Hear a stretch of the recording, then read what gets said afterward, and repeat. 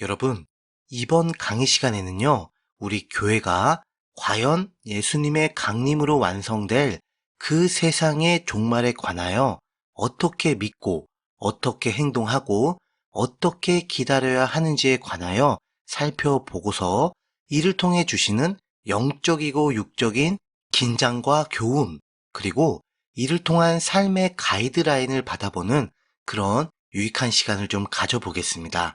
먼저 2번에 빨간 테두리 안에 말씀을 보시면 너희가 어떻게 무엇을 한다고요? 네, 바로 기다리는지를 말하니 라고 말씀을 하고 계십니다. 그러니까 예수님의 강림, 바로 세상의 종말을 우리가 어떻게 기다리며 이 세상 가운데 주어진 나의 삶의 시간을 보내야만 하는가, 여기에 관하여 정확한 답변을 주는 그런 내용인 것이죠. 그리고 이 기다림에 관한 구절들은 데살로니가 전서 4장 11절, 5장 1절부터 6절이고요. 또 데살로니가 후서 2장 1절부터 4절, 같은 장의 6절부터 8절, 그리고 3장 10절부터 12절입니다. 자, 그러면 하나씩 자세히 살펴보도록 하겠습니다. 먼저 데살로니가 5장 1절부터 6절을 보시면 종말의 때와 시기가 있음을 분명하게 말씀하시면서 이 때와 시기를 통과하는 두 부류에 관하여 설명을 해주고 있습니다. 먼저 1절을 보시면 이 세상은 천년 만년 영원히 존재하지 않음을 알 수가 있죠. 그러니까 언젠가는 심판을 받아 사라지게 된다는 것을 알 수가 있습니다. 그래서 그 때와 시기가 있다고 분명하게 못을 받고 있는 것이죠. 그런데 2절을 보시면 그 때와 시기를 주의 날이라고도 표현을 합니다. 이는 이 세상의 종말이 지금 적그리스도 세력들이 자신들의 야욕을 실현하기 위해 또 사람들을 미혹하고 학살하고 통제하고 억압하기 위해 계속해서 밀어붙이고 있는 세상의 여러 가지 아젠다들. 그러니까 예를 들어서 전염병 바이러스 또는 탄소 배출로 인한 지구 온난화와 같은 기후 변화, 또 자연 정화의 기준치를 넘은 인구수로 말미암는 식량 배급의 문제, 그 외에 세계 평화와 인류의 평등을 어김으로 벌어지는 여러 가지 전쟁 또는 인류의 이기심으로 인해 파괴된 자연의 응징들, 지진, 해일, 적조, 우박, 우주행성의 충돌, 기타 등등 이런 종류의 재난과 파괴들 등등 이런 것들로 인해서 절대로 세상에 종말이 오지 않습니다. 여러분 기억하세요? 그리고 절대 겁먹지 마세요.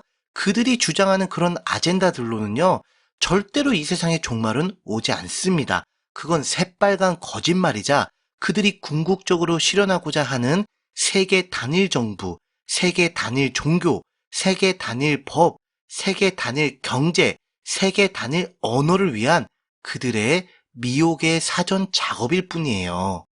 여러분, 진실은 이것입니다. 이 세상의 종말, 곧 죄를 향한 세상의 심판은 이런 것들로 이루어지지 않습니다. 바로 오직 한 분, 즉 우리 구주 예수 그리스도께서 직접 행하시고 완전하게 성취하시기 때문입니다.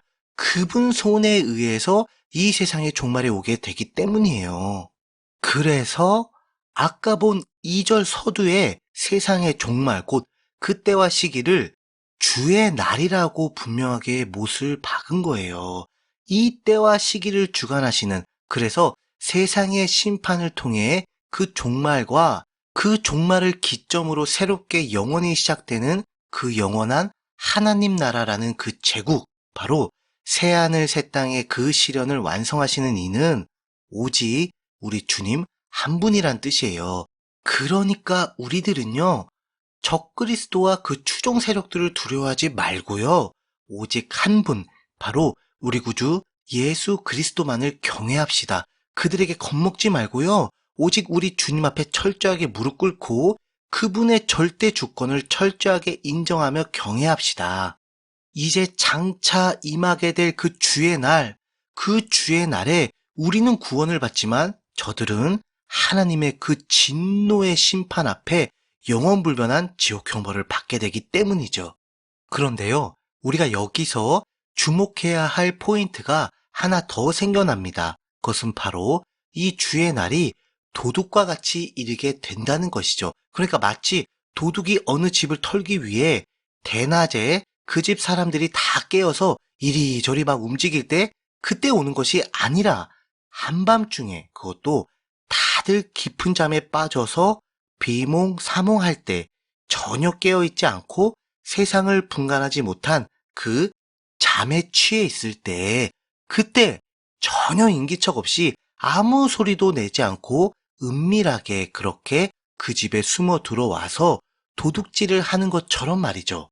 즉, 이 세상에 전혀 경고 없이, 그리고 이 세상 사람들이 전혀 눈치채지 못하고 알지 못하고 전혀 대비하지 못할 그때에 진짜 도둑처럼 은밀하지만 갑자기 쳐들어와가지고 온 세상을 심판하여 그 종말을 맞이하게 된다는 것입니다. 이를 한 번 더 강조하기 위해 3절과 같은 또 다른 비유를 들지요. 바로 임신한 여자에게 해산의 고통이 이름과 같다고 말입니다. 여러분, 요새는 현대의학이 발전해가지고요.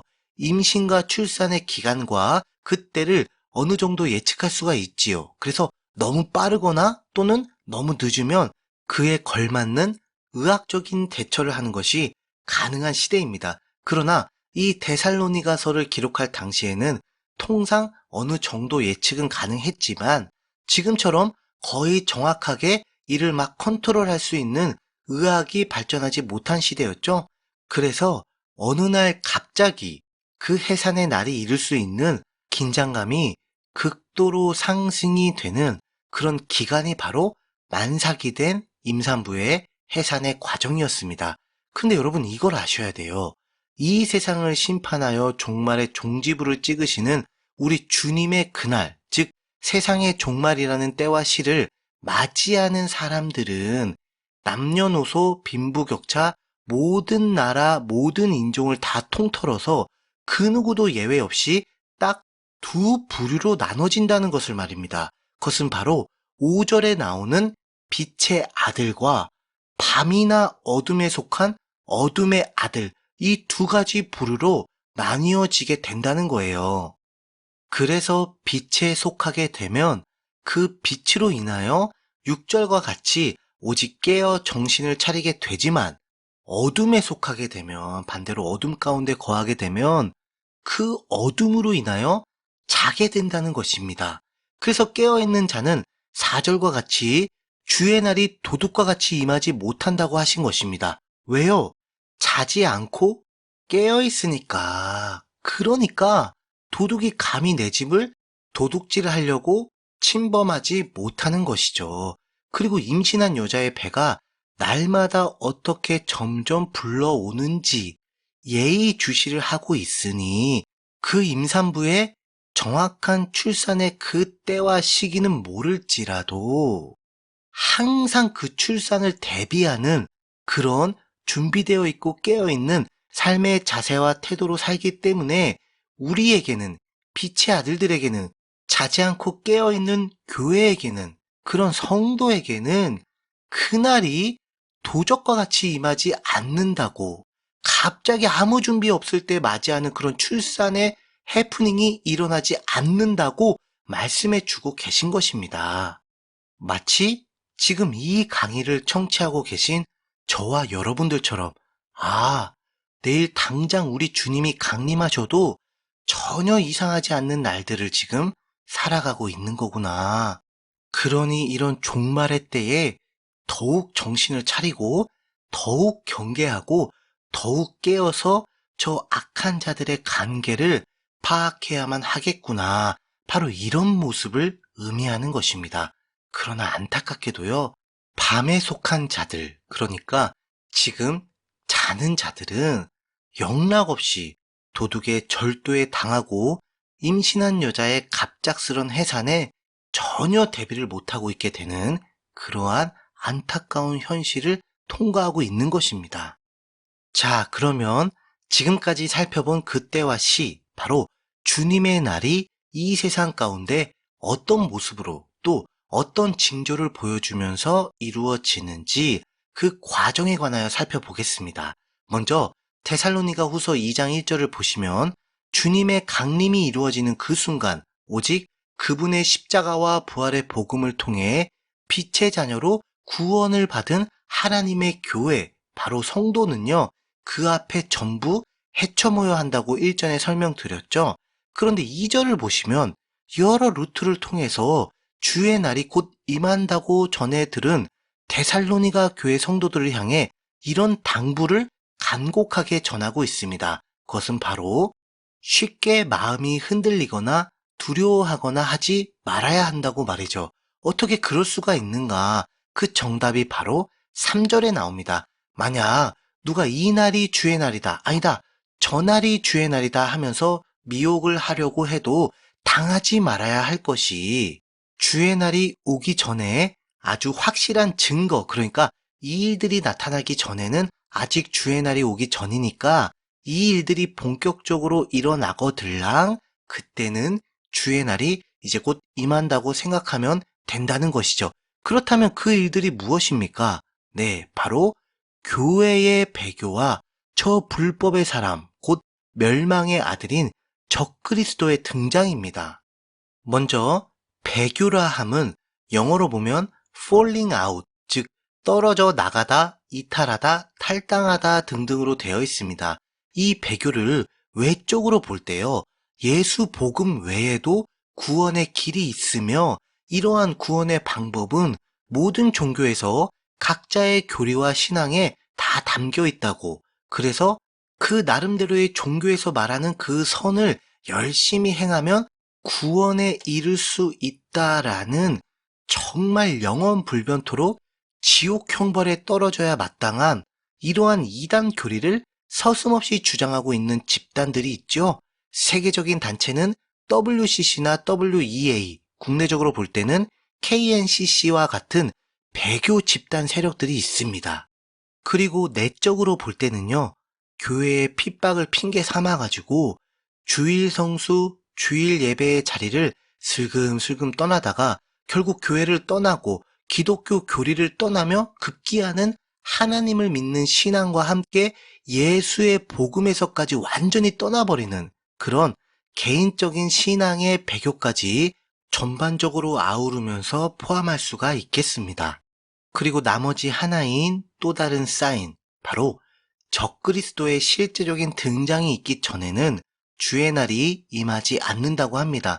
그런데 그가 세상의 모든 패권을 쥐고 세계 단일 정부, 세계 단일 종교, 세계 단일법, 세계 단일 경제, 세계 단일 언어 등등을 주관하며 그 왕자에 오르는 장면을 4절과 같이 예언하고 있습니다. 먼저 자신을 사람이 아닌 신이라고 참남되게 말하면서 모든 숭배를 받는데요. 그 장소가 바로 하나님의 성전이라고 말입니다. 이 성전은 어디입니까? 네, 바로 지금 이스라엘의 한복판에 그 터를 남겨둔 예루살렘 성전을 말합니다. 그래서 종합을 해보면 주의 날, 바로 예수님께서 강림하심으로 이 세상의 모든 교회가 맞이하게 되는 휴거는 먼저 교회의 배교가 일어나면서 그 긴박성이 실제적으로 느껴지다가 적그리스도가 세상에 본격적으로 드러나기 직전에 이루어진다는 것을 알 수가 있는 것입니다. 이를 위해서 하나님께서는요, 교회를 위해 데살로니가 후서 2장 6절에서 8절과 같은 안전장치를 해놓으신 겁니다. 적그리스도의 이 참람한 악행이 결국엔 하나님의 손바닥 안에서 그리고 하나님에 의해서 심판을 받게끔 모든 것을 설정하신 천지의 주제이신 우리 하나님께서 그가 그의 때에 나타나게 하기 위해서 지금 그의 앞에 막는 것을 두었다는 것입니다. 그래서 그가 말세에 자기의 그 교만의 야욕을 실현하기 위해 소금 뿌린 미꾸라지처럼 발광을 해도요, 아직은 절대로 불가능한 그 이유가 바로 그의 길을 막고 서 있는 그 막는 것이 있기 때문이죠. 그리고 그 막는 것은 7절에 나온 막는 자가 주관하고 있다는 것을 알 수가 있습니다. 여기서 막는 이란 이 단어는요, 헬라어로 카테코인데요. 그 뜻이 굳게 붙잡다, 제지하다, 차지하다, 소유하다입니다. 그런데 막는 것은 중성형 관사가 붙고요. 막는 자는 남성형 관사가 붙습니다. 그래서 저는 개인적으로 이 막는 것은 교회, 이 막는 자는 성령님으로 해석을 합니다. 즉 성령님께서 교회를 사용하시어서 적그리스도의 때까지 그를 제지하시는 것입니다. 막고 계신다는 거예요. 그러다 결국 모든 세상의 종말을 주관하시는 우리 주님께서 그 영원한 심판의 날에 8절과 같이 적그리스도를 포함한 사탄의 모든 세력을 그 입의 기운으로 죽이시고 영원 불변한 지옥의 형벌에 쳐 넣으시게 되므로 그들은 심판, 그러나 우리는 구원, 그리고 하나님 나라에서의 영생이라는 아름다운 영혼의 완성이 이루어지게 되는 것입니다. 자, 여기까지가 어떻게 기다리는지를 여기에 관한 종말 지식이었고요. 이제 계속해서 이에 관련된 종말 현상을 살펴보도록 하겠습니다. 자, 이 그림을 보세요, 여러분. 요즘 이루어지고 있는 배교와 적그리스도의 현상들을 말입니다. 지금 아주 노골적으로 종교 통합이 이루어지고 있지요. 적그리스도를 하나님으로 섬기려는 저 악한 자들의 행태 말입니다. 저기에 그 어떤 교회라도 동참하는 그 순간 바로 하나님 앞에 배교라는 어마무시한 죄악을 저지르게 되는 것이죠. 그리고 모든 종교가 친선 언약이라는 것을 매개체로 결국 모든 종교가 하나로 연합하는 세계의 종교를 세우려고 하고 있습니다. 그리고 실제로 이 세계 단일 종교가 적그리스도를 하나님으로 숭배하기 위해서 아까 설명드렸던 적그리스도가 자신을 하나님이라고 선포하며 앉게 될 그 보좌, 바로 하나님의 성전인 예루살렘, 그 터만 남은 성전을 다시 재건하기 위한 모든 준비가 이스라엘 안에서 완성이 된 시점입니다. 이제 요이 땅 하고 시작을 하면요, 금방 뚝딱하고 다시 제3의 예루살렘 성전을 만들어낼 수 있는 그 단계까지 왔어요. 우리는 이러한 종말 현상을 통해 종말 지식의 말씀이 정말 진리임을요, 다시 한번 확인할 수가 있는 것입니다. 자, 그럼 이를 통해 과연 우리는 어떤 종말 신앙을 가져야만 하는 것일까요? 한마디로 정확하게 정리하자면 바로 일하라 라는 것입니다. 일하라. 구약 39권, 신약 27권, 총 성경 66권을 통틀어서 일하기 싫어하거든 먹지도 말라. 그러니 자기 손으로 일하기를 힘쓰라고 집중적으로 강조하는 성경은 데살로니가서가 유일합니다. 특별히 교회의 종말 교리를 집중적으로 다루는 이 성경에서 강조하는 것이 바로 열심히 일하기를 힘쓰라고 하는 것은 아주 핵심적인 신앙의 교훈이 여기 담겨져 있다는 뜻인 거죠.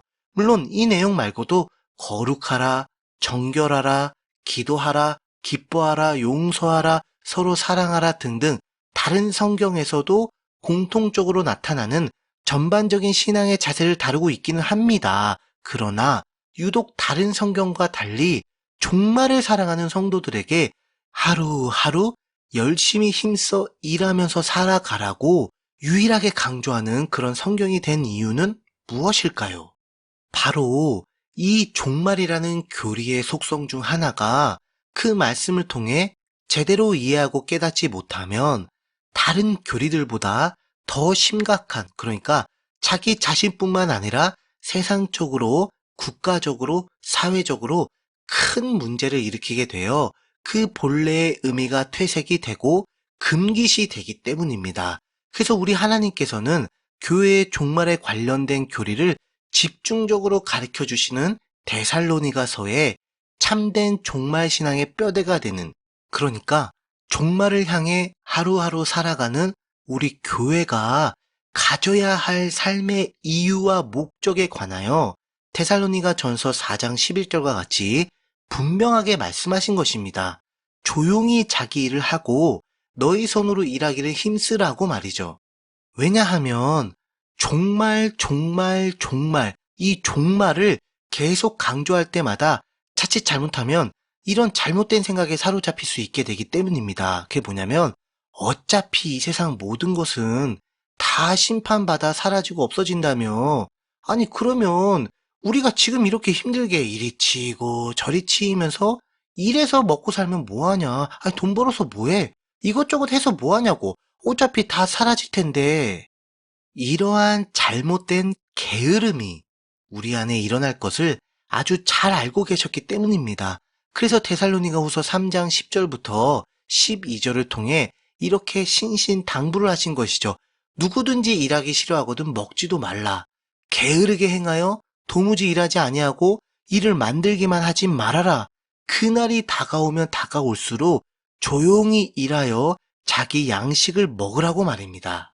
그런데 여러분, 우리가 여기서 일하라라는 이 메시지를 향한 한 가지 잘못된 고정관념을 벗어버려야만 하겠습니다. 그게 뭐냐면요. 우리는 흔히 일하라라고 하면 우리 육체를 통해 하는 일, 그러니까 세상에서 먹고 살기 위해 농사를 짓거나 돈을 버는 그런 우리의 세상적인 직업에만 국한하여 생각을 하려는 그 선입견이 있습니다. 네, 맞습니다. 여기서 일하라라는 그 일은 육체의 일, 그러니까 우리의 세상적인 직업 역시 분명하게 포함하고 있습니다. 그러나 단지 그러한 육체의 일, 그 수준과 범위에만 머무르는 것이 결코 아닌 것이죠. 바로 우리의 영적인 일, 즉 종말을 향한 교회의 사명, 바로 종말을 통해 결국 주님 앞에 끌려 올라갈 성도인 나에게 주어진 그 직분과 사명, 바로 이 사역까지도 포함이 된다는 것을 명심하시기 바랍니다. 그래서 종말의 마지막 그날, 바로 주의 날이 오기 직전까지 오늘이 그 마지막 날이라고 생각을 하면서 끝까지 최선을 다해, 열심을 다해 내 모든 것을 다 바쳐서 마지막 휴거의 그날까지 내 영혼을 모두 갈아 넣는다는 일사불태의 각오를 가지고 하나님께서 나에게 주어진 영육간의 모든 일에 최선을 다하라는 하나님의 거룩한 명령인 것입니다. 자, 여러분 3번을 보세요. 시한부 종말론이라고 있지요. 이게 왜 문제인가요? 혹시 다미선교회 기억나세요? 다미선교회? 몇 년, 몇 월, 며칠, 몇 시에 주의 날, 바로 교회에 휴거가 일어난다고 하면서 난리 부르스를 쳤던 그 부끄러운 모습 기억나시죠? 예수님께서 종말에 관하여 절대로 하지 말라는 그 짓, 바로 그날과 때를 알아맞혀서 본인이 무슨 하나님이라도 되는 것 마냥 오바하다가 결국 모든 것이 물거품으로 지금까지도 손가락질을 받는 해프닝으로 끝났죠. 당시 이들의 가장 큰 특징 중 하나가 뭐였습니까?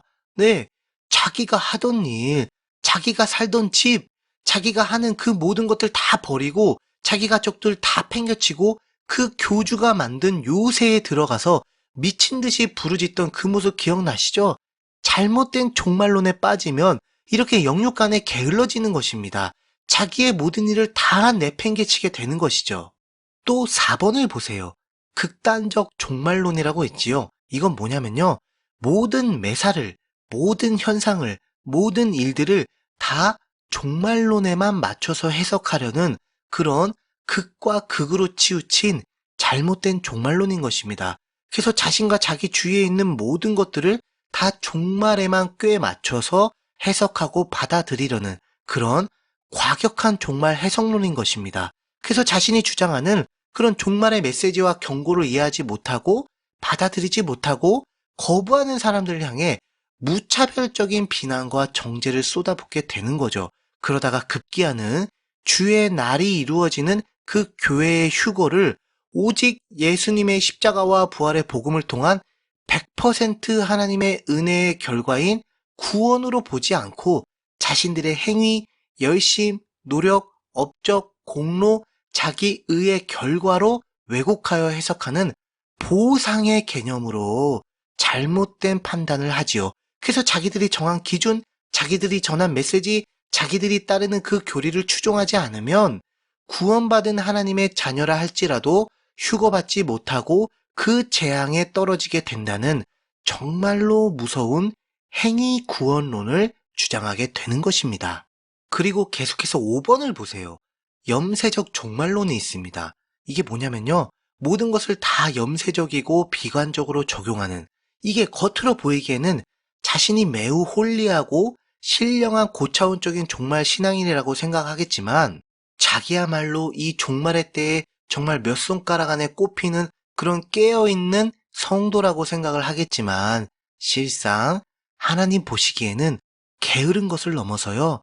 현실 도피적이고 비겁하고 자기가 조금도 손해보기 싫어하는 아주 이기적인 종말론에 빠진 것입니다. 이유는 아주 단순해요. 어차피 이 세상은 종말을 맞이할 것이고 나는 휴거를 받게 될 것인데 내가 이 세상에 무슨 미련이 있냐? 내가 이 세상에 무슨 관심을 두겠냐?